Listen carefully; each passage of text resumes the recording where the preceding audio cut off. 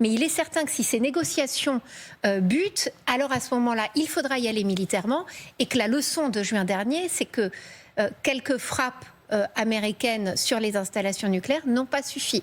Donc oui, certainement, dans la tête du Pentagone, il faut mettre des options plus larges sur la table, et c'est ce que prépare aujourd'hui le Pentagone, avec des frappes sur le nucléaire, certainement des frappes aussi sur des installations militaires iraniennes, peut-être même sur des centres de pouvoir. Tout est sur la table. C'est d'ailleurs les informations qu'on a dans la presse américaine, que le panel des scénarios est beaucoup plus large que ce qu'on avait en juin dernier, parce qu'en juin dernier, on a bien vu que ça ne suffisait pas. Marc Semo. Oui, surtout, il faut se préparer une guerre longue et surtout le faire savoir. Parce que pour le moment, la logique de Trump est encore celle de la pression maximum. Ensuite, la marge de manœuvre est très faible.